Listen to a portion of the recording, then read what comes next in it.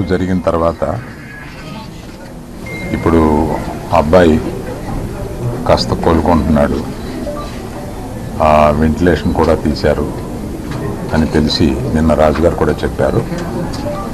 అబ్బాయి తప్పనిసరిగా కోలుకొని మన అందరిలో తిరుగుతాడని విశ్వసిస్తున్నాం. ఇప్పుడు ప్రస్తుతం ఇక్కడికి రావడానికి కారణం ఏంటంటే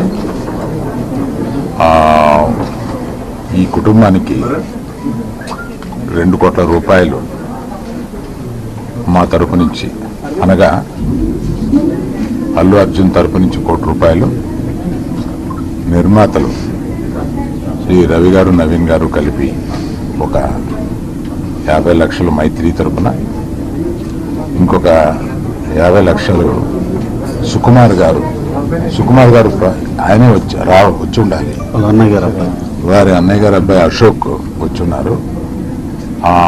సుకుమార్ గారు విదేశాల్లో ఉన్నారు, ఆయన రాలేకపోయారు. ఇదంతా కలిపి 2 కోట్ల రూపాయలు కుటుంబానికి అప్పచెప్పమని చెప్పి మన ఎఫ్డిసి చైర్మన్ రాజు గారిని రిక్వెస్ట్ చేస్తూ ఆ డబ్బుని వారికి రాజుగారికి అందజేసి వారి కుటుంబానికి అందజేయమని చెప్తున్నా.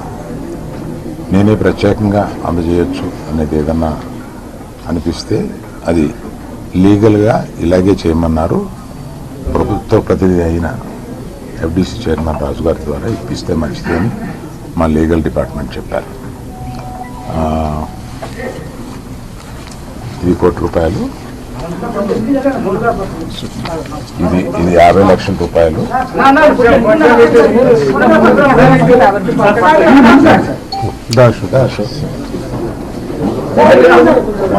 మైత్రిది 2 రోజుల క్రితమే మైత్రి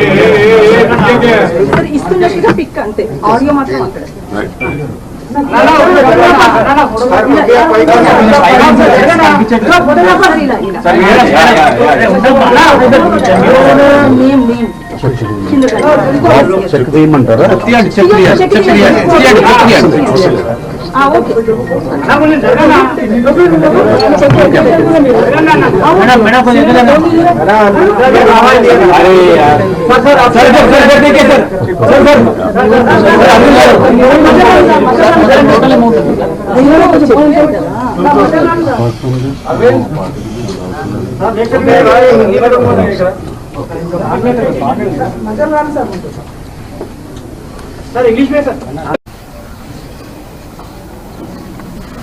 అందరికి నమస్కారం.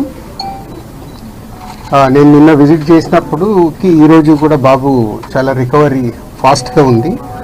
వెంటిలేటరు అండ్ ఆక్సిజన్ లేకుండా ఆల్మోస్ట్ మోర్ దెన్ 72 అవర్స్ నుంచి గ్రో అవుతూ ఉన్నాడు. సో ఆల్ మూమెంట్స్ అన్నీ బాగున్నాయని ఈరోజే డాక్టర్స్ ఆల్రెడీ బులెటిన్లో కూడా ఇచ్చారు.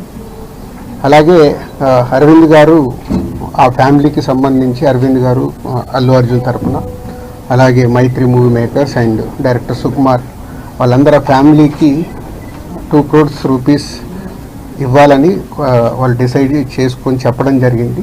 దీన్ని ఆ ఫ్యామిలీకి ప్రాపర్గా యూజ్ అయ్యేలాగా, ఎస్పెషల్లీ పిల్లలకి, బాబుకి, పాపకి అండ్ భాస్కర్, ఎవరైతే రేవతి గారు హస్బెండ్ భాస్కర్ ఉన్నారో వాళ్ళ ఫ్యామిలీకి యూజ్ అయ్యేలాగా.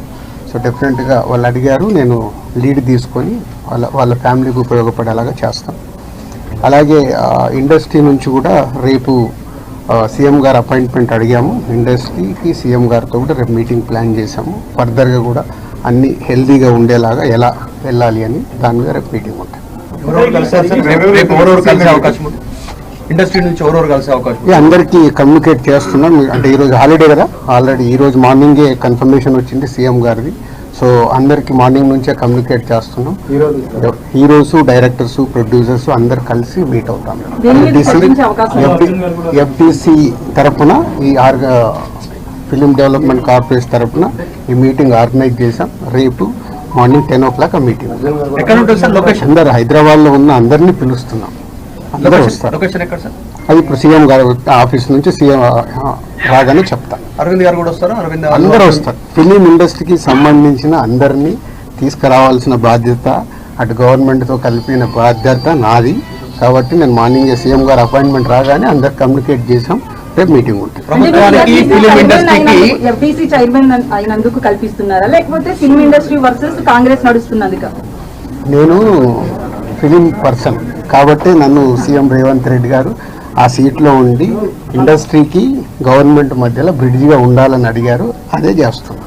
నిన్న మాట్లాడుతూ మీరు అల్లు అర్జున్ ని కలవబోతున్నాను, ఆ తర్వాత సీఎం ఇంకా నేను కలవలేదమ్మా, కలవలేదు. అంటే వచ్చి నుంచి నేను దీంట్లోనే అంటే గవర్నమెంట్తో ఇప్పుడు సీఎం గారు అపాయింట్మెంట్ తీసుకుని ఇండస్ట్రీని కలపడానికి చేస్తున్నాను. కలుస్తాను. అల్లు అర్జున్ వస్తారా? అన్ని అన్ని అన్ని మీరు ఈవినింగ్